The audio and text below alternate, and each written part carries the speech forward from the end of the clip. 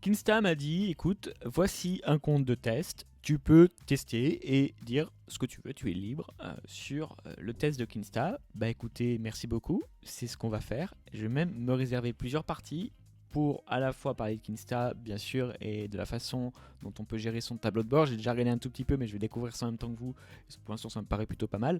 Mais je vais pas parler que de Kinsta. Du coup, je vais dire ce que je veux. Je vais aussi parler un petit peu de la concurrence et aussi, ça me paraît important des différents critères en fait qui sont importants lors de notre choix d'un hébergement, les pièges à essayer d'éviter, même si bien sûr aucun hébergeur n'est parfait, mais on va essayer de voir un petit peu ensemble tout ça. Donc je me permettrai de parler largement d'autres choses aussi que de Kinsta, mais vu qu'ils sont très cool, je pense que ils me le pardonneront. Et bien sûr, en fil rouge, on fera quand même un site sur Kinsta, en tout cas l'installation, et aussi un import, puisqu'apparemment on peut tester l'import depuis l'hébergeur sur lequel je suis actuellement, à savoir SiteGround. Donc je vais pouvoir également, ça sera dans la partie 2, faire notre importation et voir si tout ça fonctionne bien. Donc écoutez, c'est parti. Bonjour, je suis Vincent-Marie de WP Market et je fais des tutos WordPress. Je publie régulièrement, alors pour ne manquer aucune vidéo, pensez à cliquer sur le bouton d'abonnement puis sur la petite cloche. Commençons.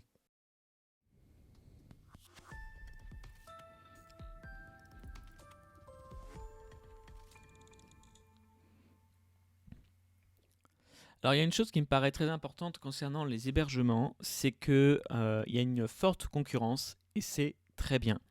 Ça permet plusieurs choses. Alors, contrairement à ce qu'on pense, ça ne permet pas spécialement un nivellement par le bas au niveau des prix. C'est le cas, mais c'est de toute façon pas ce que je vous recommande, puisque si vous prenez un hébergeur low cost, vous allez avoir des problèmes. Donc, très rapidement, en tout cas, si vous êtes sérieux sur votre hébergement.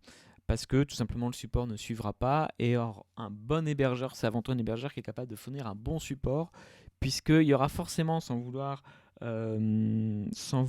être pessimiste, mais il y aura forcément un moment ou un autre où soit vous aurez fait une erreur, soit votre site WordPress aura un virus, soit il y aura tout simplement un problème technique qui fera que vous aurez besoin d'un support. Même si ce moment n'arrivera peut-être pas tout de suite, hein. Je connais des gens qui sont chez OVH et qui sont très heureux d'être chez OVH parce qu'on dit souvent que le OVH a un support qui est pas terrible, en tout cas qui est difficile à joindre, qui est bon mais qui est difficile à joindre. Et en fait, si vous n'avez pas de problème, ça va. Pourquoi pas? C'est un petit peu comme l'assurance en fait. Vous payez un service et puis voilà, vous savez vraiment le jour où il y a un problème si ça valait le coup ou pas. Donc moi je sais que par exemple je suis chez SiteGround et que je suis très heureux. Ils sont réputés pour leur support. Et je suis très heureux d'être chez eux parce que il est arrivé, je ne suis pas un spécialiste, que je me trompe plus d'une fois, que je fasse des bêtises, et je pensais que c'était irréparable, ou même que mes sites aient des attaques, c'est arrivé aussi, et du coup j'étais chez eux, je leur ai envoyé un ticket, et ça a été résolu très rapidement avec un chat en ligne, donc c'est plutôt sympa. Donc voilà, juste pour vous dire, l'hébergement c'est important, la concurrence permet, la qualité du support est importante, la concurrence permet de niveler par le haut, je sais pas si ça dit niveler par le haut, mais en tout cas de faire monter le service en gamme sur la version support, et ça c'est cool. Ça a d'autres avantages, c'est le cas de Skinsta, donc j'y viens. C'est également cette concurrence accrue et de plus en plus féroce sur les hébergements, ça permet d'être innovant. Et Kinsta propose, comme un de ses concurrents qui est Flywheel par exemple, une nouvelle structure d'hébergement de site internet, une nouvelle infrastructure pardon, qui repose sur Google Cloud. Et ça c'est plutôt pas mal, même si aujourd'hui je trouve que ça reste un petit peu cher, quel que soit l'endroit où vous êtes. Ce type d'architecture a quand même deux gros avantages. C'est d'être hyper scalable, donc ça veut dire que vous pouvez faire évoluer votre site internet pour vraiment passer d'un petit site e-commerce à aujourd'hui à demain un gros site e-commerce sans trop de soucis, puisque vous pouvez monter rapidement en gamme et donc du coup en ressources serveur. Donc un serveur simplement une machine avec un PC. Donc en gros il faut un PC évolué on va dire. Donc le jour où il a plus d'informations à traiter, il faut un meilleur serveur tout simplement. Donc ça c'est facile de changer. L'autre petit avantage aussi de Google, c'est que c'est une toute petite entreprise, n'est-ce pas? Et comme Amazon, hein, cette entreprise a des milliers de serveurs à travers le monde. Donc vous avez du coup une facilité à pouvoir avoir des infrastructures de très haute qualité, très sécurisées et très disponibles, puisque par exemple, disponible juste à côté de chez vous, puisque il y a certainement un data center Google près de chez vous, quoi. Donc voilà l'avantage d'utiliser de cette concurrence. Donc voilà, j'y vois trois choses. J'y vois support, comme je disais. J'y vois du coup innovation. Dans l'innovation, donc il y a le côté hébergé avec Google Cloud. Et la troisième chose que je trouve sympa, c'est l'émergence de ces nouveaux projets, de ces nouveaux hébergeurs qui se spécialisent sur WordPress. Alors, ils ne sont pas forcément nouveaux, il y en a qui sont assez anciens. Et pourquoi c'est cool? Parce que forcément, WordPress étant l'un des hébergeurs, enfin un des CMS, des logiciels les plus utilisés au monde, il fallait que les hébergeurs se mettent un petit peu, voilà, prennent conscience de cette chose. Du coup, ce qui se passe, c'est que un hébergeur spécialiste WordPress, pour quelqu'un qui, comme moi, aujourd'hui en tout cas, ne fait plus que des sites WordPress, ça a un gros avantage, c'est que vous avez en face de vous quelqu'un qui connaît WordPress et qui a optimisé toute son infrastructure autour du site de WordPress. Forcément, c'est un peu plus cher, mais forcément aussi, vous avez du coup la qualité qui suit et le support qui suit. Ceci étant dit, longue introduction, allons voir un petit peu à quoi ça ressemble. Je reviendrai ça tout au long de la vidéo sur le côté adapté en fait à WordPress, parce que c'est vraiment le cas ici. Donc, allons voir directement les plans. Voilà, on va aller sur plan. Fonctionnalité, on va voir un petit peu. Alors, je ne suis pas un spécialiste sur ces thématiques-là. Moi, j'ai fait 5 hébergeurs, comme je vous disais. J'ai commencé par PHPNet, que j'ai bien aimé, mais qui ne fait pas que du WordPress, qui avait à l'époque un bon support. Il faut voir si c'est toujours le cas aujourd'hui, parce que j'ai testé ça, mais c'était l'un de mes premiers hébergeurs en 2000, dans les années 2000, 2005 peut-être, ou 2007. Ensuite, je suis passé chez un hébergeur canadien que j'ai beaucoup aimé. Je crois que c'était Planet Hoster. Mais le problème, c'est que aujourd'hui, avec la réglementation, par exemple, de la protection des données, il faut que votre serveur soit au moins un data center sur l'Europe. Pourquoi c'était intéressant à l'époque d'aller sur des hébergeurs canadiens? C'était parce qu'ils avaient un bon rapport qualité-prix. Il y avait le support en français. Et du coup, il y avait quand même une concurrence énorme, puisque outre-Atlantique, la concurrence est encore plus importante. Donc, vous voyez déjà ici, ce qu'on voit, c'est que Kinsta est une entreprise à la base voilà, plutôt anglophone, mais propose depuis peu un support en français. Donc ça, c'est le gros avantage que je verrai par rapport à ce que j'utilise moi et que j'aime beaucoup, qui est SiteGround, où il y a un excellent support également, mais c'est que en anglais. Donc, pour les personnes qui veulent un hébergement de qualité, du coup, et en français, et sur quelqu'un qui est spécialiste en fait de WordPress et qui offre une solution packagée pour la gestion de ses sites WordPress, oui, bah du coup, je vous recommanderais ce type de, enfin, Kinsta, d'autant que les autres concurrents, type Flywheel par exemple, à ma connaissance, ne proposent pas de support en anglais, en français, pardon. Donc voilà, c'est là où ça devient vraiment intéressant d'utiliser ça. Alors, on est sur un type d'hébergement particulier, c'est-à-dire que vous ne payez pas quelque chose de mutualisé, à chaque fois vous payez une instance pour un site, et cette instance du coup a des fonctionnalités très poussées pour ce site internet-là, mais a également des limites. Donc forcément, du coup, vous payez par site, c'est un petit peu plus cher. Donc pour l'instant, comme il disait, ici les tarifs, alors j'enlève ma petite tête du coup pour qu'on puisse voir, les tarifs ne sont pas encore disponibles en français. Après, si on veut, on fait un petit truc comme ça, c'est bien fait là. Hop, je mets directement en dollars et j'ai, voilà, je sais que c'est 27 € ici pour du coup ceci, et que ici, du coup, le plan suivant, ou donc juste pour un seul site, avec 20 000 visites par mois. Ensuite, ici sur 2 sites internet, je vais tout de suite être un petit peu plus cher, donc dans les 50 €. Hein, j'avais déjà fait le calcul auparavant. Et si je veux du coup 5 sites internet, c'est un petit peu plus cher. Alors, toute cette longue introduction a été aussi pour vous dire que forcément, vous allez payer la qualité, puisque vous avez un service et vous avez quelque chose de personnalisé. C'est un petit peu comme si vous utilisiez Apple, on va voir ça ensuite. Vous avez une interface qui est dédiée à la gestion de vos sites WordPress avec des outils spécifiques. Ce que j'ai aussi sur SiteGround, il faut être honnête, hein, c'est la possibilité de gérer du cache, de gérer du staging, donc des choses un peu complexes. J'avais fait une vidéo sur le staging, donc si vous voulez, vous pouvez aller voir du coup en description, enfin dans la petite notification à quoi ça ressemble le staging. Mais l'avantage là, c'est que c'est une interface qui a été pensée, qui a été simplifiée versus les autres, avec ces panels par exemple, ou sur SiteGround, je peux vous montrer, là je crois que je l'ai de côté, c'est un peu compliqué, il y a beaucoup de choses. à gérer. Donc voilà un petit peu, voilà par exemple ici, je vais vous montrer un petit peu l'interface, vous allez voir qu'il y a beaucoup de choses, donc il faut s'y connaître, voilà. Et vous allez voir l'interface du coup côté Kinsta qui est beaucoup plus épurée, beaucoup plus travaillée je trouve. Donc j'en étais où? J'en étais sur, donc voilà l'interface de Kinsta est un petit peu plus simple, on en parlera un petit peu après. Donc j'en étais au plan. Euh, Qu'est-ce que je voulais dire encore? Du coup, c'est un peu plus cher forcément. Et il y a un truc sur lequel je voulais insister aussi. C'est que SiteGround, comme tous les autres hébergeurs d'ailleurs, comme Kinsta, comme Flywheel, impose des limites. Méfiez-vous vraiment des hébergeurs qui vous disent que tout est illimité.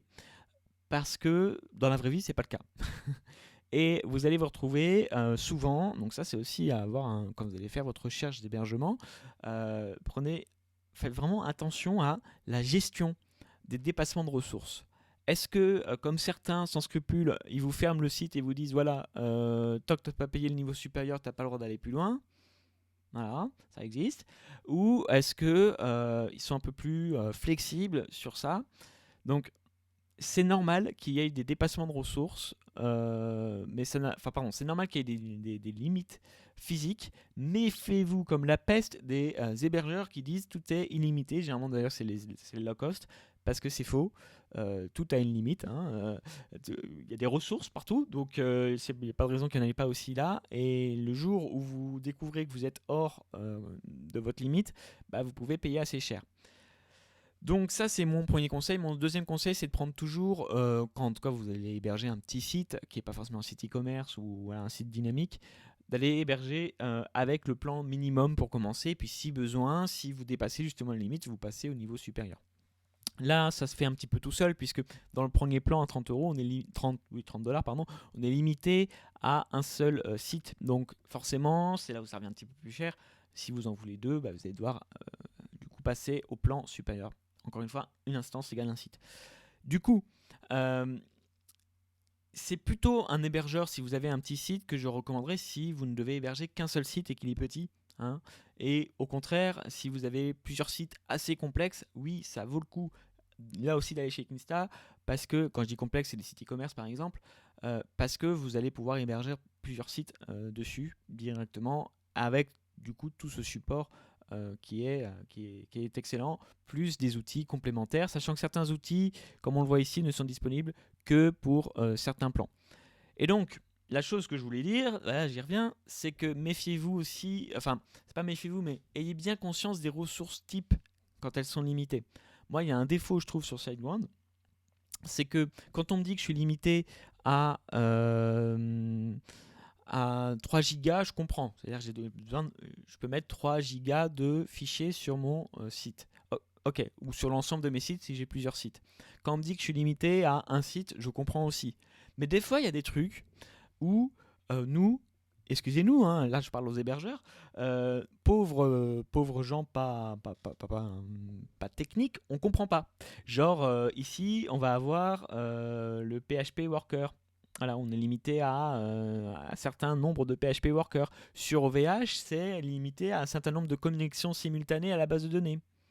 Alors tout ça, ça se joue à des millisecondes près en fait. Donc même s'il y a marqué 1, vous inquiétez pas, avec un site avec un petit trafic, il n'y aura aucun souci, vous voyez, parce que ça se joue à la milliseconde près quand on demande à extraire une donnée d'une base de données ou quand un processus tourne. N'empêche que c'est quand même des choses sur lesquelles on est limité et ça serait cool que les hébergeurs fassent des trucs simples pour voir vraiment quelles sont nos limites à ne pas dépasser, quoi. Et donc sur SiteGround, ce que j'aime pas trop, c'est les diodes, le truc comme ça.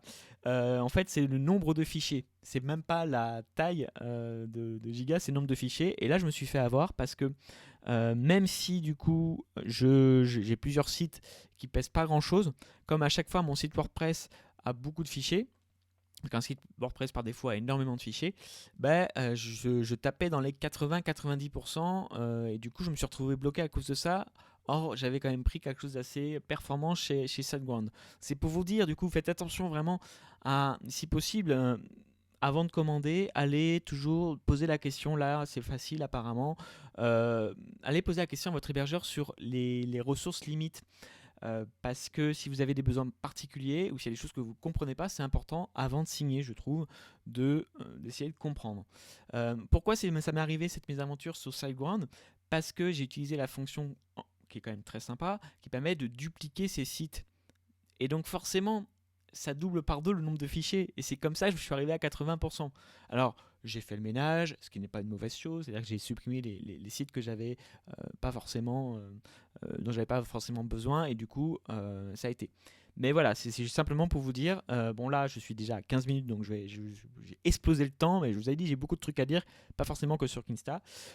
Juste pour revenir sur Kinsta d'ailleurs, il y a un truc que je trouve, donc moi ça me paraît honnête, parce qu'encore une fois on est sur un hébergement entre guillemets haut de gamme, juste un truc que je trouve un petit peu abusé à ce prix-là, messieurs Kinsta, c'est le nombre de jours de sauvegarde, où on tape dans les 20 jours uniquement à partir du plan à 300 dollars. Alors, en vrai, vous ne devriez pas avoir trop de soucis si vous êtes sérieux avec votre site WordPress et que vous vous rendez compte relativement rapidement qu'il y a un problème et vous voulez faire une restauration. N'empêche que 14 jours, je trouve ça un petit peu court. Moi, je préconise, comme c'est le cas d'ailleurs sur SiteGround, plutôt 30 jours. Bon, en vrai, j'ai déjà utilisé des restaurations de sauvegarde à plus de 30 jours. Ça m'est déjà arrivé. Donc, vous voyez, voilà. Bon. 14 jours, je trouve ça un petit peu court par rapport au prix, encore une fois. Mais voilà, sinon, ça me paraît honnête, encore une fois. La valeur ajoutée, bah, elle est. Parce que, ok, c'est un petit peu cher, mais la valeur ajoutée, elle est dans le support et elle est dans l'expérience que vous allez avoir avec le site et les fonctions que vous n'auriez pas forcément chez d'autres hébergeurs. Ça tombe bien, allez, on va faire 20 minutes pour celui-là, je pense, au moins. Comme ça, on va voir un petit peu l'interface. Donc, j'enlève ici la petite tête. Ça, j'en ai pas besoin, c'est toute chose. Voilà.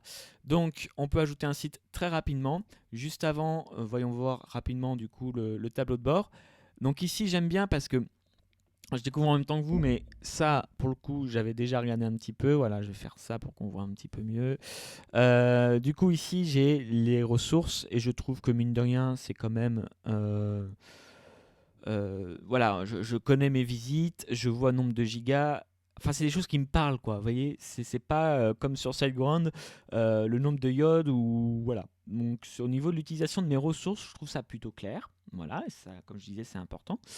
Autre chose que je trouve cool, c'est que j'ai ici des ressources pour débuter et des ressources qui sont assez. J'en ai consulté 2-3 assez pointues.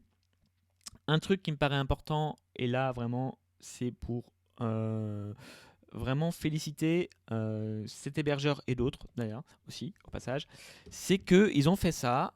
Donc ça c'est un e-book, mais version papier, qu'ils ont distribué lors d'un salon sur WordPress.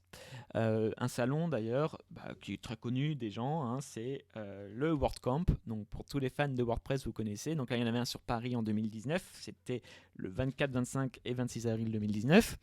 Et ce que j'aime bien, c'est pour ça que je les liste, je trouve ça bien que les hébergeurs WordPress, ou même ceux qui sont généralistes, fassent l'effort de venir sur un WordCamp. Donc là, je sors un petit peu du... Voilà, mais voilà, je vous dis tout ce que j'ai sous le cœur. Pourquoi? Parce que déjà, ça permet de sponsoriser la communauté et l'événement. Et c'est important, parce qu'on est sur un hébergeur spécialisé WordPress, que WordPress est un projet open source. Donc voilà, il y avait de présent O2 Switch qui est aussi très bon, Planet Hoster, donc j'en parlais justement, WP Server, GoDaddy, là oui, Bluehost et Kinsta, pour ne citer, voilà, je préfère tous ces cités du coup. Et du coup, vraiment avoir cette démarche d'être proche de la communauté. Vous voyez par exemple, c'est eux qui m'ont contacté pour faire ça. Donner des ressources, et là je vous assure, il y a 180 pages, ou même des guides ici. Et donc faire son travail de pédagogie quand on est hébergeur spécialisé WordPress, mais je trouve ça génial. C'est ce que tout le monde devrait faire, et je dis pas ça parce que je suis aussi créateur de contenu et que du coup j'aime bien les gens qui créent du contenu. Je dis ça parce que quand on est spécialisé, c'est important de montrer son expertise. mais aussi de la partager et d'éduquer la cible si, par exemple, éduquer entre guillemets, hein, en tout cas apporter des connaissances, parce qu'il y a un truc que les gens oublient, c'est que WordPress, ça reste une application et c'est pas forcément simple à prendre en main. Il ne s'agit pas d'ajouter des thèmes et des plugins en 3000 et de voir ce que ça donne. Il y a des bonnes pratiques à respecter. Et du coup, moi je trouve ça cool qu'il y ait des guides de cette qualité. Alors, je vais être honnête, ils ne sont pas tous encore traduits en français, mais par exemple ceux qui sont là sont traduits en français et ça, vous avez 180 pages de lecture sur comment accélérer votre site WordPress, donc vous avez quand même de la ressource, croyez-moi. Donc voilà, ça c'était vraiment important de le dire parce que pour le coup, Kinsta fait un gros travail et il y a un blog qui est avec du contenu vraiment intéressant et je trouve que c'est important de le dire parce que tout le monde ne fait pas cet effort-là. La plupart des hébergeurs sérieux le font quand même, faut être honnête, mais voilà, Kinsta je trouve le fait très bien. Parenthèse fermée, je suis désolé, j'avais vraiment beaucoup de choses à dire. Du coup, je remonte le petit écran. Donc, vous avez sur la page ici des ressources complémentaires et votre tableau de bord. Ici, les sites, pour l'instant, je n'ai pas encore ajouté. La possibilité de faire une migration. Donc, vous avez soit une migration payante, soit une migration gratuite, automatisée entre guillemets à partir de différents hébergeurs. Donc, ça tombe bien, moi je suis chez SiteGround, donc je vais tester dans une prochaine vidéo l'import à partir de SiteGround d'un site, sachant qu'ici du coup en mode basique c'est gratuit et ici si vous voulez que quelqu'un se charge d'importer votre site WordPress, et c'est ça qui est plutôt cool, vous pouvez faire une demande ici et vous avez le droit à, donc dans mon cas à un jeton pour tester cette importation. Ce qui est cool là aussi, puisque quand on s'y connaît pas, importer un site ça reste un petit peu compliqué. Vous voyez ces outils de migration, tout le monde ne le propose pas non plus. Pour être honnête, SiteGround le propose, donc ça c'est plutôt sympa aussi, mais que sur des sites qui sont déjà en ligne. Donc voilà, j'ai voulu tester entre par exemple un site en local et voir si je pouvais l'importer directement sur mon site, c'était pas forcément possible. Là je pense pas que ça le soit non plus. Mais en tout cas, c'est cool qu'avec un bouton, on testera ça encore une fois dans la deuxième partie, on puisse importer son site. Ensuite, ici, je vais pouvoir directement ajouter les DNS. Donc les DNS sont les noms de domaine. Donc ça, c'est bien que j'ai tout sous la main sans que ce soit trop compliqué. Je vais pouvoir voir les statistiques de mon site.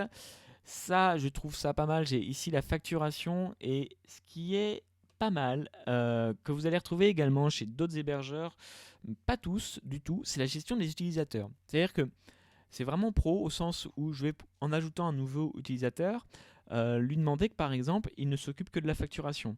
Donc ça, quand vous êtes une agence et que vous voulez gérer des clients, par exemple, pour qu'ils puissent avoir leur propre site, et vous vous chargez de l'infogérance et vous le laissez payer en fait l'hébergement, je trouve ça super et je trouve ça bête que tous les hébergeurs ne le proposent pas. Donc voilà, vous avez trois niveaux du coup. Vous avez le niveau donc du coup administrateur de l'entreprise. Euh, vous avez un niveau où en fait c'est plutôt la technique, donc ajouter un site ou développer sur le site, et la partie facturation, et ça c'est très pratique quand on gère des clients. Pour être honnête, Flywheel, je trouve aussi le fait extrêmement bien parce que Flywheel propose ça, mais en plus la possibilité de pouvoir créer des captures d'écran de votre site, enfin des templates pour pouvoir les importer. Donc vraiment sur ce coup-là, Flywheel, avec en plus Local by Flywheel, donc possibilité de créer ses sites sur sa version locale, a une longueur d'avance au sens où si vous êtes, là aussi c'est cher, hein, attention, hein, c'est à peu près les mêmes prix d'ailleurs je pense, grosso modo. Mais si vous êtes une agence et que vous voulez créer des sites templates pour pouvoir les dupliquer, pour partir par exemple avec Elementor à chaque fois que vous allez dupliquer un site et donc gagner énormément de temps, c'est des outils que vous ne trouverez que chez ce genre d'hébergeur. Donc c'est important de le préciser. Pareil pour la gestion d'équipe, la marque blanche et choses comme ça. Les logs d'activité, d'accord. Et je crois que c'est à peu près tout. Donc on va enfin cliquer sur ce bouton. Et après, promis, là on n'est plus du tout dans le top chrono. Là, on a explosé le temps, mais c'est pas grave. J'avais beaucoup de choses à dire. On va ajouter au moins notre site maintenant. Donc je découvre en même temps que vous. Donc c'est parfait. On va voir si c'est si simple que ça. Donc emplacement, sélectionner un nom de domaine. Donc, l'emplacement dans lequel je suis. Donc je vais mettre que je suis en France. Hop, hop, hop, hop, hop. Si possible. Alors, est-ce que j'ai. Alors, à ce propos, est-ce que j'ai la France? Ouais, au moins quelque chose en Europe. Donc j'ai Londres, d'accord. Alors, j'avoue, je préfère limite prendre Amsterdam, Belgium, c'est parfait. Que Londres, hein, puisque pareil, essayez d'avoir un hébergeur sur l'Europe. Or, Londres, comme on ne sait pas trop encore, essayez de prendre autre chose. Donc là, Belgique, c'est parfait. C'est pas trop loin de la France non plus. C'est plus proche qu'Amsterdam. Donc, au niveau des temps. Bon, évidemment, si on avait Paris, ça serait idéal. Je le vois pas. Mais on va prendre la Belgique. Parfait. Alors, nom du site, je vais l'appeler du coup. Alors, je vais importer un site qui va parler d'un site. Mon site de test va. Bon, on va mettre site 1. Voilà. J'ai pas beaucoup d'imagination pour l'instant. Désolé. Donc, possibilité d'utiliser son propre nom de domaine. Ça, c'est cool. On va qu'à le saisir ici. Et du coup, on va lui demander ici. Alors, qu'est-ce qu'on a comme choix? Ne pas installer WordPress ou installer directement WordPress. Ça, c'est également le gros plus de ce genre de site, d'hébergeur, c'est que vous avez des outils pour vous simplifier la vie. Alors, ça existe maintenant à peu près partout, ce genre d'outils. Sauf que là, c'est intégré directement, beaucoup plus facilement à votre interface. Sur SiteGround, vous pouvez utiliser cPanel qui lui-même utilise Softaculous qui permet d'installer des sites internet. C'est juste que du coup, ça fait beaucoup de clics. Là, c'est un petit peu plus simple. Ok, je vais peut-être juste pas mettre de quand même. Je sais que j'ai pas d'inspiration, mais je vais essayer quand même de ne pas mettre d'espace. D'ailleurs là, ajoutez un nom unique à votre site, gardez à l'esprit qu'il ne peut pas être modifié ultérieurement. Alors, on va essayer de mettre un site quand même sympa. Qu'est-ce qu'on pourrait dire? Allez, on va mettre cours emailing, puisqu'en fait c'est ça que moi je vais importer. J'ai un site qui me sert à montrer des choses sur l'emailing, et donc c'est un site d'espace de coworking, un site de test. Donc c'est ça qu'on importera. Et évidemment, on va demander pour celui-ci installer WordPress. Donc là, on va mettre email marketing. Voilà. Nom d'utilisateur admin. Ça, je vais aller le copier. Alors oui, ça c'est bien. Niveau sécurité, il me dit qu'admin, c'est pas top. Il a raison. Je vais juste aller copier ici mon nom de domaine dans la barre de recherche pour plus tard. Mon espace, pardon. Hop, voilà, je suis ici. Donc, on va mettre cowork, puisque mon thème est un espace de coworking. Voilà. Qu'est-ce qu'on a d'autre? Email. Je vais aussi mettre un vrai email. Contact at vincentmarie.com par exemple. Voilà. On va mettre ça en français. Donc là, si je commence à taper français de France, oui, parfait. Alors, on va mettre un petit peu plus gros. Qu'est-ce qu'on a d'autre comme option? Alors, devrions-nous installer un WordPress multisite? Donc ça, c'est très bien parce que c'est pas forcément simple. J'aime bien ces petites questions, elles sont sympas. Alors celle-là, je l'ai pour être honnête sur SiteGround également, mais les autres pas forcément. Donc ça peut faire gagner beaucoup de temps et c'est plutôt cool. La possibilité d'installer directement WooCommerce ou Yoast. Je ne suis pas sur un site complexe, donc je ne vais pas installer WooCommerce, mais je demandais à installer Yoast, tout à fait. Alors, il faut utiliser au moins 8 caractères. Cowork 1, 2, 3, 4, 5, 6, 7, 8. Voilà, comme ça je suis sûr d'avoir 8 caractères.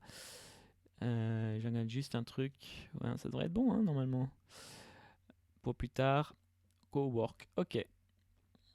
Je vais ajouter mon site et ma foi, on va conclure comme ça la vidéo, le temps que ça installe ce site internet, pour voir un petit peu plus tard comment ça se passe au niveau de la gestion de mon site. Là, je vois que c'est en cours de réalisation, ce qui est normal. Normalement, je recevrai un email pour m'informer justement de le bon déroulement de l'installation de ce site. Et donc, vous voyez que c'est relativement simple. Ça m'a pris, même si j'ai parlé énormément, peu de temps. Quelque chose qui est important de préciser, c'est qu'ici, vous avez la possibilité d'avoir directement un support avec Intercom. Et ça, c'est plutôt cool, puisque c'est la difficulté des fois, c'est de pouvoir joindre les personnes. Donc c'est vraiment ça que vous achetez également, c'est la facilité d'accès au support. Et ça, il faut vraiment en avoir conscience. Le prix se justifie aussi par le support. Voilà ce que je pouvais vous dire pour cette vidéo qui n'est certainement pas un top chrono puisque j'ai explosé le temps. On est à une demi-heure, je suis désolé. Mais voilà, je voulais vous montrer en détail. Dans la partie 2, du coup, on va voir un petit peu comment j'ai accès à ce site internet là, et je vais aussi essayer d'importer un site que j'ai déjà depuis SiteGround pour voir ce que ça donne. Voilà, je vous dis à très bientôt dans la partie 2. Et puis n'oubliez pas que vous pouvez créer votre propre site WordPress sans agence. À très bientôt.